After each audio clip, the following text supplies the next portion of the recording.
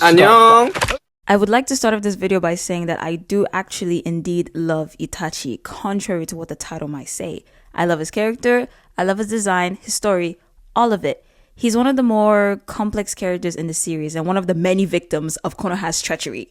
But at the end of the day, I still hate his ass. On my life, I want to slap him on his beautiful, gorgeous face so badly. He's one of the very, very few characters that I have a genuine love-hate relationship with. So the title of this video, amen, it could go either way. I'm not gonna complain, but let's keep it PG-13. So I just mentioned why I did love Itachi. I find his character interesting and really fun to dissect. He's a prodigy even amongst the natural prodigies that is the Uchiha clan. The first son of the head of the Uchiha clan and the leader of the Konoha police force. Like, Fugaku is the leader, not Itachi. I feel like that sentence was confusing. Anyways, he's all that. And also the older brother to Sasuke, who adored him very much. At first, I expected him to be the typical trope of a character with too much to live up to, and then he ends up crumbling to the pressure, which kind of happened, but not in the way that I expected. Anyways, so yeah, either he crumbles under the pressure, or he becomes burned out and is quote-unquote a failure, or he serves as the stereotypical perfect older brother that Sasuke has to reach. And it seemed to be going in that direction based on the flashbacks of when they were younger. But then we get a very interesting turn of events. We first find out about the Uchiha massacre from Sasuke's point of view. We see Itachi take the lives of all the clan members, the shinobis in the clan, as well as the regular people who didn't even have their Sharingan activated. They weren't fighters, and like they just died before they even had the chance to realize what the fuck was going on. Their flight or flight wasn't even activated. They was asleep. They was sleeping. And finally, we see him standing over the deceased bodies of him and Sasuke's parents, blood dripping down his cheeks, and he's glaring at Sasuke. Now, I don't know about you, but me personally, I felt that fear and that panic deep inside my chest. Even though I knew Sasuke was going to survive, I was still anxiously watching it and thinking, please don't kill him. He's my favorite. Please don't kill this precious baby boy. But dare I argue that killing him would have been less painful. And then at the end of this flashback, it gets revealed to us that the reason that Itachi did this was because he wanted to, quote, test out his abilities. Scratch record, freeze, hold the phone. Now again, I don't know about you or anyone else, but I would assume that this is the moment that would make a lot of people really dislike Itachi. Understandably, because that's some fucked up shit. However, I personally started liking his character because of this. Don't be stupid. That does not mean that I agreed with what he did. If anything, I don't really think I agreed with anything that Itachi did. But we'll get there. So yes, I did in fact start liking his character because this was a very different turn of events from what I was expecting him to do. It was unhinged and crazy. Like, what do you mean that you killed your whole clan to test out your powers? In other words, I was intrigued. I like when a character is a little bit different, you know, not like the other girls. But yeah, that's why I'm really drawn to characters like Gaara or Sasuke, but then I'm not that interested in characters like, don't shoot me now, but I wasn't that invested in Jiraiya. I'm sorry. Or Kabuto. Kabuto pissed me off so fucking badly. Annoying piece of shit. And if Sakura was handled better, I would have liked her too. But whatever. Back to Itachi. His actions shocked me in a way that was good. And I like that. You had this prodigy, this quote-unquote perfect character, the ideal Uchiha or whatever. And then he turned out to be crazy and insane? Come on, sign me up. Now where does the hate begin? So, I didn't have an exact moment where I started to hate him. It was more of a gradual thing. Like, the more I thought about him and dissected his actions and watched a shit ton of Naruto character analysis videos, I started thinking, man, fuck this guy. So we get to the plot twist of the century. Itachi is actually not evil and cruel. I would say that this is where the, hate, quote unquote, started to grow and evolved. So yes, we find out that he did everything for Sasuke and he was actually manipulated by Konoha into slaughtering his entire clan for some fake ass idea of peace. Man, fuck Konoha. I hate them. That raggedy ass old brick by brick built bitch fake hating motherfucking village. I was grinning from ear to ear when Pain Almighty pushed their asses. Deserved. Damn. I don't think I've ever cursed that much back to back.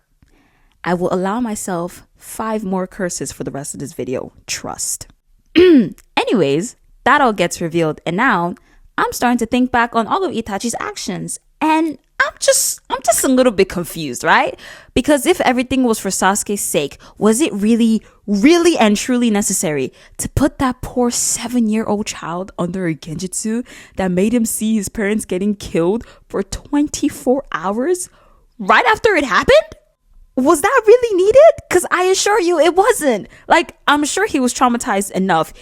You didn't need to do all that. He was already broken. I assure you the damage was dealt. He didn't need to be put under a genjutsu to see that shit over and over again. So yes, he puts Sasuke under a genjutsu. Amen. I might be spreading lies and misinformation right now because I couldn't actually find the clip of that happening in the episode.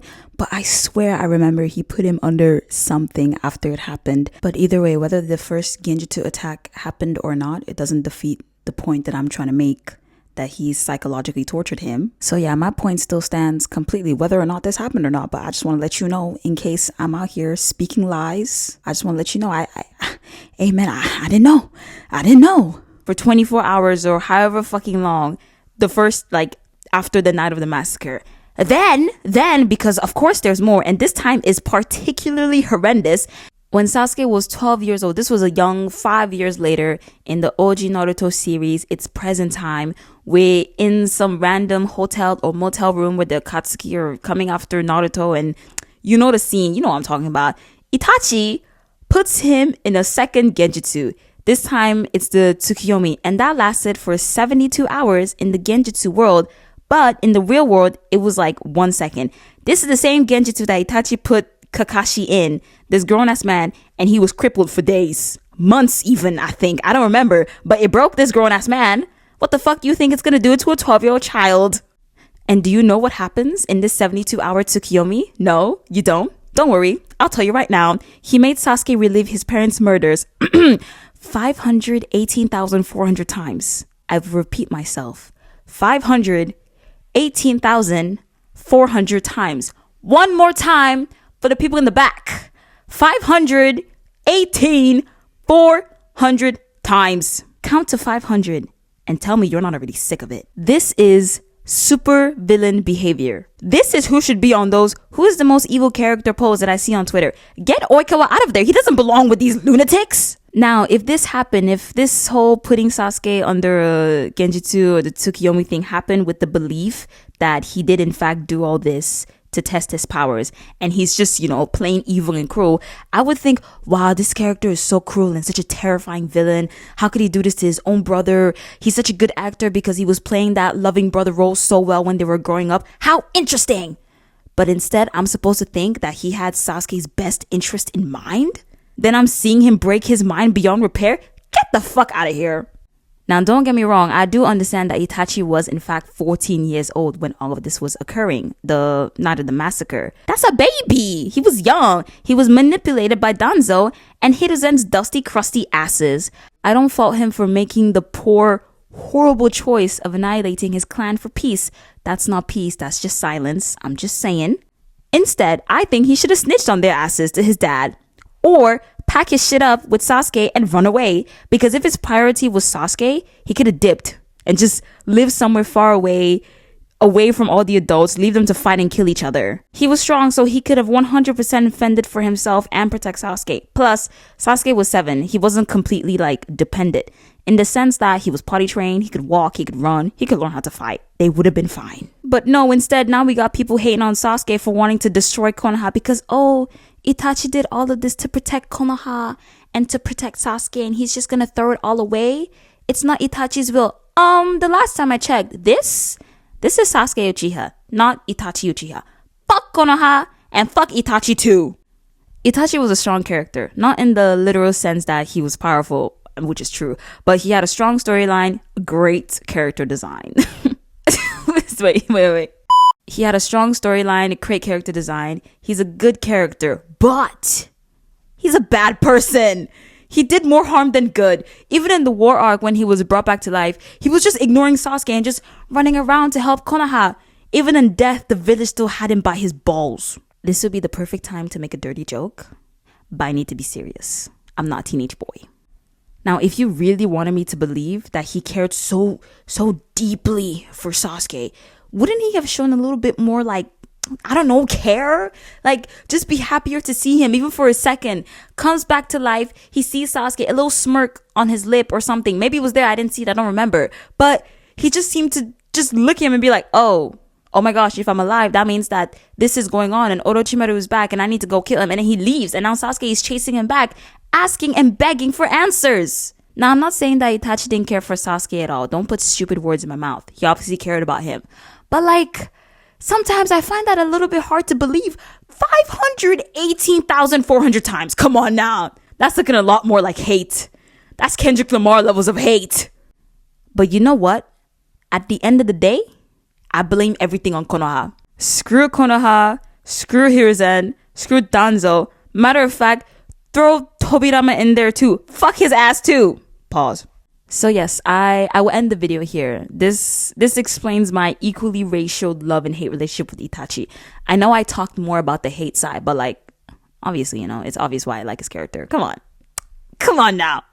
Anyways, and off the top of my head, the only other character that I can come up with that I felt this way about was Jinx from Arcane. Specifically in season 1. That was a very strong love-hate relationship. The love was strong, the hate was just as strong. But in season 2 now, it's all love. I don't care. Spoiler alert. I don't care what anyone says. That bitch is alive. She ain't died. Come on. You saw the blue flash. We all saw it. Anyways, thanks for watching. If you made it all the way to the end, comment what you think about Itachi's character. You don't have to agree with me, and I'm sure that there's quite a bit of people who will not agree, and that's fine. Just be respectful about it, okay? I like to read about what other people think. Those that love him or those that like just hate him. I'm curious. So let me know. Respectfully. Go watch Kendrick Lamar's halftime show. Say Drake, I hear you like I'm young. Please like and subscribe for more. You know, you made it this far. Like, might as well. It's just one simple button, you know. Please and thank you. Mama taught me how to be polite. Bye. Bam.